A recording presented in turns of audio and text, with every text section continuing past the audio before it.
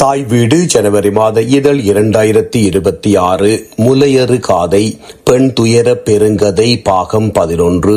எழுத்துருவாக்கம் மாசித்தி விநாயகம். குரல் வடிவம் கு. பிரபு. ராமேஸ்வரத்து இறங்குதுறையில் வறுமையில் அகப்பட்ட அப்பாவிகளை கூலி அடிமைகளாக்கி அவர்களை கூலி என்றறியாமலே காவிக்கொண்டு செல்ல பல கப்பல்கள் வெள்ளை கொடியோடு தரித்து நின்றன.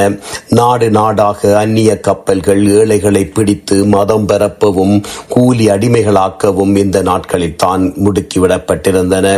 உலகெங்கும் தேயிலை, ரப்பர், கொக்கோ, தெங்கு, கரும்பு தோட்டங்களுக்காக கண்காணா தீவுகளுக்கு அடிமைகள் கொண்டு செல்லப்பட்ட காலம்.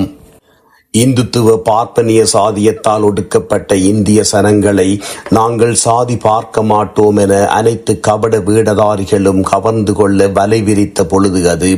அந்த துறைமுகத்து கரையோரம் கணேசன் கையை பிடித்தபடி செண்பகம் நடந்து வந்து கொண்டிருந்தாள். துறைமுகம் எங்கும் கப்பல்கள். இந்த அடிமைகளை சுமக்கும் கப்பலிடையே பௌத்த கொடியை சுமந்து நின்றது ஓர் அழகான படகு. அது கர்னல் ஹென்றி ஆல்கோட்டுடையது. அமெரிக்கரான ஆல்கோட் பௌத்த கொள்கையோடு ஆசியாவெங்கும் அலைந்து கொண்டிருந்த காலம் அது. தன்னை வருத்தி முழு நேரமாக மற்றவர்களின் நன்மைக்காக உழைக்கின்ற மகோன்னதம் மிக்க திறந்த புத்தகமாக ஆல்கோட் விளங்கினார். கிறிஸ்தவ பாதிரிகளாக அமெரிக்கர் மாறி சலுகை பெற்ற காலத்தில் பௌத்த ஞானத்தோடு மற்றவர்க்காக தன்னை இழந்த தனித்துவமிக்க ஞானவானாக இருந்தவர் அவர். ஆல்கோட் தான் இலங்கை அரசிடம் புத்தரின் பிறந்த நாளை முதல் விடுமுறை தினமாக அறிவிக்க வற்புறுத்தி வெற்றி பெற்றவர். அவர்தான் பௌத்த கொடியை இலங்கைக்கு முதலில் அறிமுகமாக்கியவர். அதனால் தான் சாதி கொடுமையிலே இருந்து தலித்துக்கள் தப்பவென அயோத்திதாச பண்டிதர் உட்பட பலர் அவரை நம்பி இலங்கைக்கு வந்தனர். இலங்கையிலே பல தெருக்களிலே ஆல்கோட்டின் பெயர்களும் சிலைகளும் இன்னமும் உண்டு. அவரது நினைவு நாளிலே இன்றும் பௌத்தர்கள் பெரும் கொண்டாட்ட நினைவாக மெழுகுவர்த்திகளை ஏற்றி வைக்கின்றனர். சிக்காகோ மத மாநாட்டிற்கு அனுப்பப்பட்ட அனகாரிக தர்மபாலாவிற்கு குருவாக இருந்தவர் இந்த ஆல்கோட். அது மட்டுமின்றி அவருக்கு பாலிமொழி கற்பிக்க துணை நின்ற பெருமகனும் அவர்தான். இத்தனைக்கும் இலங்கையின் சிங்கள இனவாத பௌத்த பிதா என்று அழைக்கப்படுகின்ற அனகாரிக தர்மபால அவர்கள் கிறிஸ்தவராக பிறந்து கிறிஸ்தவ பள்ளியிலே படித்து ஆங்கிலத்திலே புலமை பெற்றவர். அவரது உண்மையான பெயர் டேவிட் ஹெவாவ்தாரண. அறிவினான் ஆகுவதுண்டோ பிரிதின் நோய் தன்னோய் போற்றாட்கடை என்பார் வள்ளுவர். அதாவது பிற உயிர்களுக்கு வரும் துன்பத்தை தம் துன்பம் போல கருதி காப்பாற்ற முனையாதவர்களுக்கு அறிவு இருந்தும் அதனால் எந்த பயனும் இல்லை என்கின்ற குறளினை தன் தவமாக கொண்டவர் ஆல்கோட்.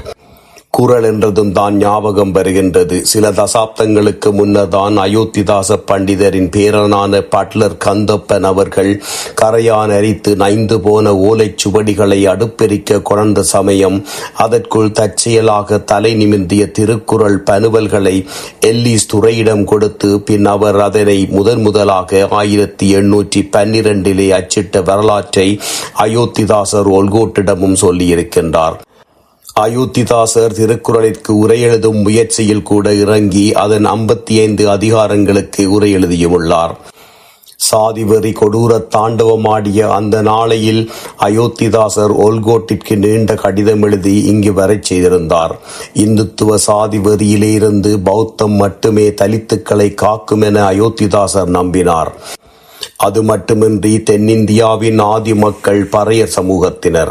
அவர்கள் பௌத்தர்களே எனும் முக்கிய கருத்தியல்களை முன்வைத்து தியோசோபிக்கல் சொசைட்டியினால் பஞ்சமர் இலவச பள்ளிகள் என்ற நூலை தொகுத்து தலித்துகளுக்கு கல்வி அளிக்கும் பணிகளை ஆல்கோட்டின் உதவியோடு அவர் தொடங்கியும் இருந்தார்.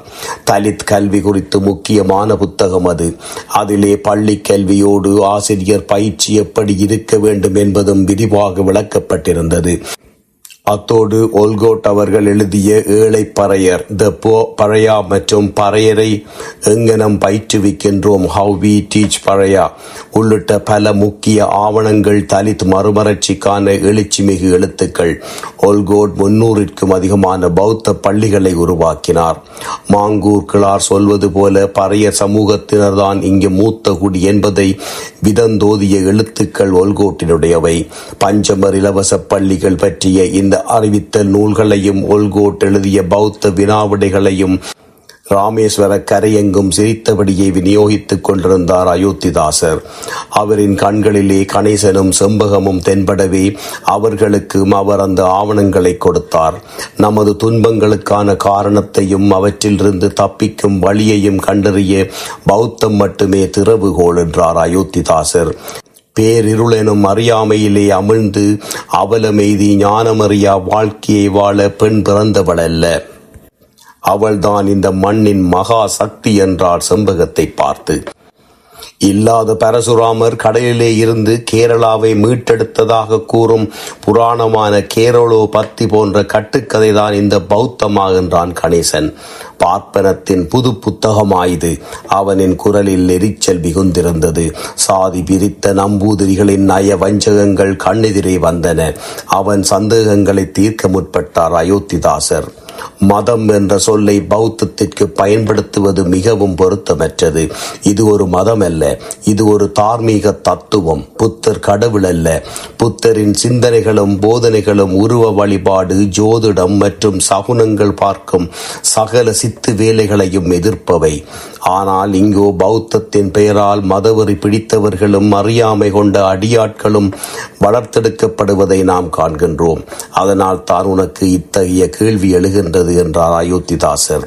புத்தர் என்பது அவர் பெயரா என்றான் கணேசன். இல்லை, அது ஒரு நிலை அல்லது மனநிலையின் பெயர். அதன் பொருள் ஞானம் பெற்றவர் அல்லது சரியான ஞானம் கொண்டவர் என்று அர்த்தமாகும். கபிலஸ்துவின் இளவரசரான அவரது உண்மையான பெயர் சித்தார்த்த கௌதமர் என்றார் அயோத்திதாசர். அப்போ பார்ப்பனியம் உங்களை சும்மா விட்டிருக்காதே என்றான் கணேசன். உண்மைதான். புத்தர் ஞானம் பெற்ற இடமான புத்தகயாவின் மகோபூதி கூட தங்களுக்கு சொந்தமென இந்து பார்ப்பனியம் பௌத்தர்களோடு மல்லுக்கட்டி நிற்கின்றது. இத்தகு புத்தகயாவின் அநாகரிக தர்மபால போராடி இறுதியிலே இறந்தும் போனார் என்றார் அயோத்திதாசர்.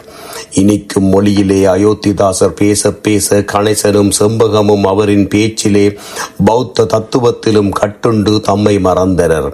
இவரிடம் நாம் இலங்கை போக வந்திருக்கின்ற விவாதத்தை சொல்லிவிடலாமா? கணேசன் அதனை சொல்ல எத்தனித்த வேளை எங்கிருந்தோ வந்த கங்காணி கணேசன் கையை பிடித்தான். இவர்களிடம் இருந்து விலகி நில்லுங்கள். இவர்கள் மதம் பரப்பும் பேய்கள். இவர்களினால் இலங்கை போவதற்கு மட்டுமல்ல, உங்களுக்கும் ஆபத்து என்ற கண்காணியை பின்தொடர்ந்து பயத்தோடு நடந்தார்கள் அவர்கள். இலங்கைக்கு போகவிருந்த கப்பலின் தளத்திற்கு கங்காணி அவர்களை கூட்டிச் சென்று உட்கார வைத்தான். கேரளாவில் இருந்து முன்பு இலங்கை போன அகதியின் பாடல் ஒன்று காகித குப்பையாய் செம்பகத்தின் காலடியில் நசுகின்றது. நல்ல பெரு நாடாம் கேரளா நம்பூதிரிகளாய் நாசமாய் அழிய எல்லாம் இழந்து ஏதிலியானது எங்களின் பொல்லாத காலம். தொல்லை தந்து கொல்லும் கொலைஞரை விட்டு தொலைந்தோம் வீடற்ற அகதிகளாய். அடிமைக்கு கூலி அந்தஸ்து மலையகம் அழைக்கின்றது வா என்றான் கங்காணி. வேறு வழியில்லை, நம்பினோம் அவனை. தமிழர்க்கு முதுகு தோலையும் வேண்டும் போதெல்லாம் அதில் விளாசவென வெள்ளையன் கைகளில் சாட்டையையும் கொடுத்து போயிற்று உலகக் கடவுள். அந்த பசாசுகள் நிலவை உடைத்து சூரியனை சிறைப்பிடித்தன. கப்பலேற்றி கண்டிக்கு அனுப்பின. இருள் சூழ நிலம் தவித்தது. பச்சை வயல்களும் பெரும் தோட்டமும் எம் உடம்பில் எழுந்தன. நிலங்களில் இருந்து நிறங்கள் சிதைந்து எங்கும் எதிலும் குருதி மட்டுமே சிவப்பாய் ஒளிர்ந்தது. வழி எங்கும் பிணவாடை, மூக்கெரிக்கும் கரிப்புகை, பிணங்கள் இடரும், முண்டங்கள் முனகும், எலும்புகள் நொறுங்கும், தேயிலையோ எழும்.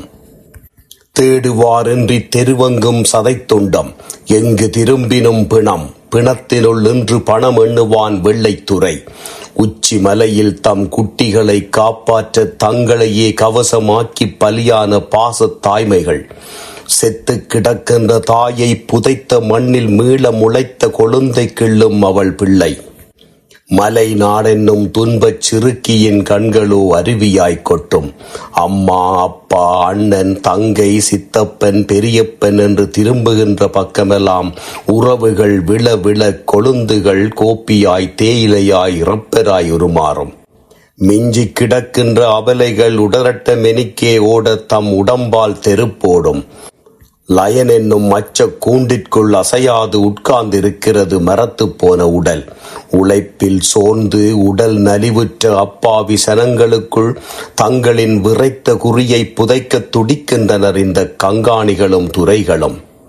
காலடியிலே நசிபட்ட முன்னோரின் இந்த மலை அனுபவ கவிதையை கப்பலிலே இருந்தோர் எவரும் இதுவரை படிக்கவில்லை.